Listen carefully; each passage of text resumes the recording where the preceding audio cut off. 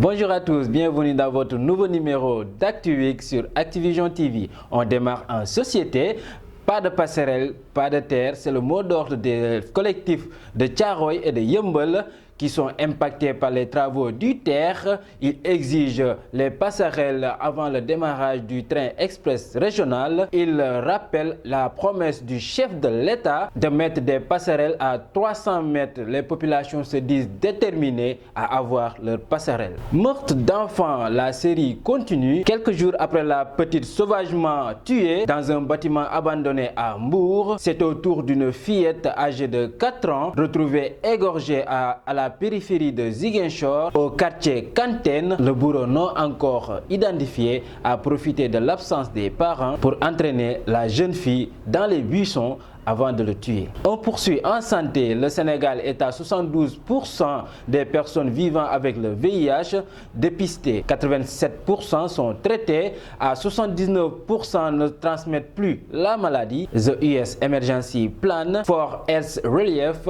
PEPFAR, programme américain déroulé au Sénégal, veut atteindre la cible de ses objectifs suivants. 90% vivant avec le VIH-Sida, soit dépistés. 90% soit traités et 90% ne transmettent plus la maladie, informe l'ambassade des États-Unis à Dakar. Il faut noter qu'il y a 30% d'infectés et qui sont dans la nature et qui constituent un vrai danger. En politique, dialogue national, c'est parti. La comité de pilotage s'est réunie ce mardi à la salle de conférence du 10e étage du building administratif de Mamadou Dia. Sous la présence effective du président Famara Ibrahima Sagna, cette première rencontre se tient après les rumeurs de mésentente entre le général Niang, qui conduit les travaux du dialogue politique, et Famara Ibrahima Sagna, le boss du dialogue national. Fait divers, Jamra traîne Rangou chez le procureur. Insensible à la vague d'indignation suscitée par la mise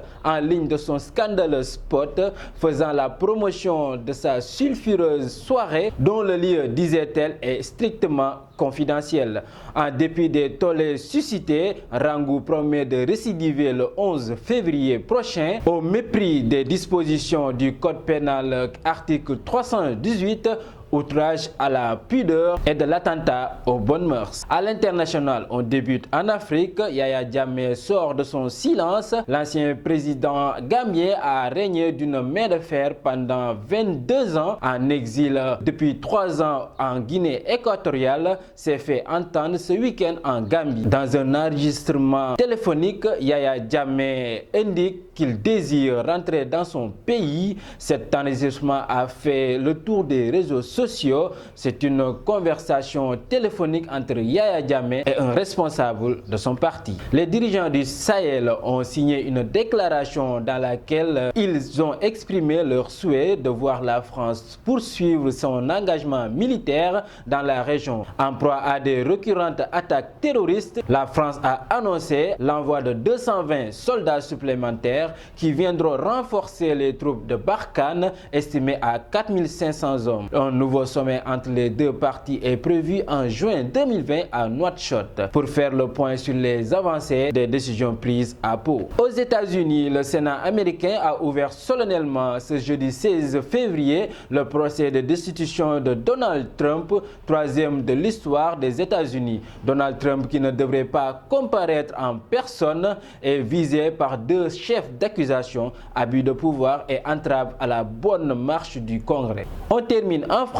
Adama Cissé a été licencié par la société d'Irichbourg de son poste d'agent de propreté après la diffusion d'une photo de lui reposant pendant sa pause. Adama Cissé avait été pris en photo à son insu alors qu'il faisait une sieste en plein cœur de Paris. Les agents de la SNCF et de la RATP en pleine grève ont envahi le siège parisien de Zurichbourg pour réclamer la réintégration d'Adama Cissé. C'était tout pour ce numéro d'ActuWeek. Je vous donne rendez-vous à la prochaine. D'ici là, continuez à vous abonner sur la chaîne Activision TV et à nous suivre sur notre site internet www.activision.com.